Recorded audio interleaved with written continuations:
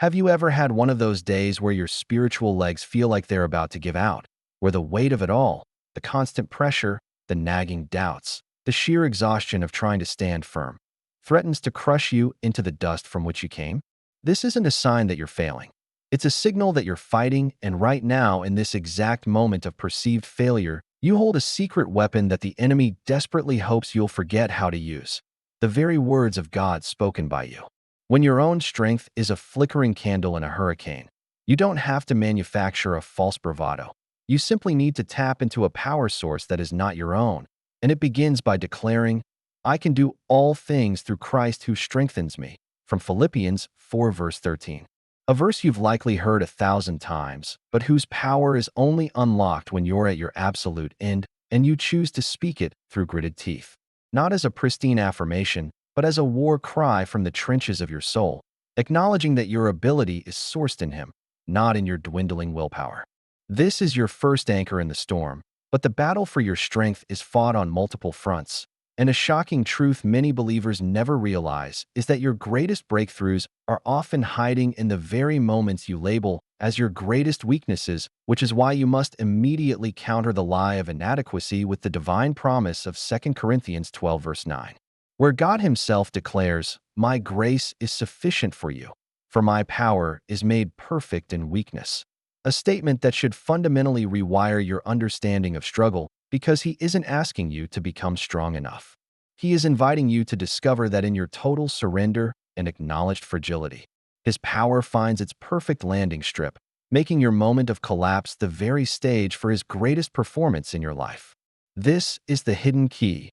Your weakness is not a disqualification. It is an invitation for a divine takeover.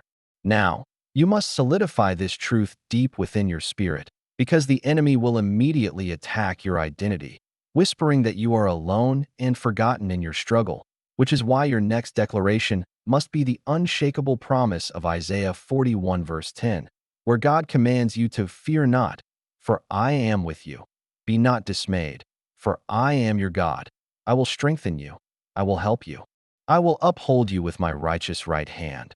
A threefold covenant of strength, help, and upholding that systematically dismantles the pillars of fear and isolation, reminding you that the Creator of the universe is not a distant observer, but is actively, right now, gripping you with a hold that cannot be broken. Let this truth sink into the marrow of your bones. You are being held.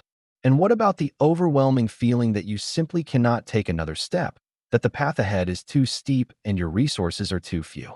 This is the precise moment you must recall the source of all renewal, hidden in plain sight in Isaiah 40 verse 31. A powerful principle that they who wait for the Lord shall renew their strength. They shall mount up with wings like eagles. They shall run and not be weary. They shall walk and not faint, a profound progression that meets you exactly where you are, promising not an instantaneous teleportation out of your trial, but a supernatural infusion of endurance that will first allow you to soar above the circumstance to gain perspective, then run the urgent race without burnout, and finally, for the long haul, simply walk and not faint, which is often the greatest miracle of all. This is God's sustained provision for a journey, not just a momentary rescue. Finally, you must seal this spiritual fortress with a foundational truth about your future, because the feeling of weakness often clouds your vision, making you believe the struggle is your permanent address. Which is why you must declare the promise of Jeremiah 29 verse 11. "For I know the plans I have for you, declares the Lord, plans for welfare and not for evil, to give you a future and a hope." A verse that is not merely a sentimental platitude, but a strategic weapon against despair, forcefully reminding you that your current chapter of exhaustion is not the end of your story. That the one who holds time itself has already authored a conclusion filled with hope and divine purpose, and your present weakness is merely a temporary passage, not your final destination.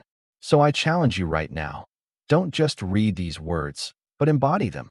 Speak them out loud until your spirit catches up to the truth your mouth is proclaiming.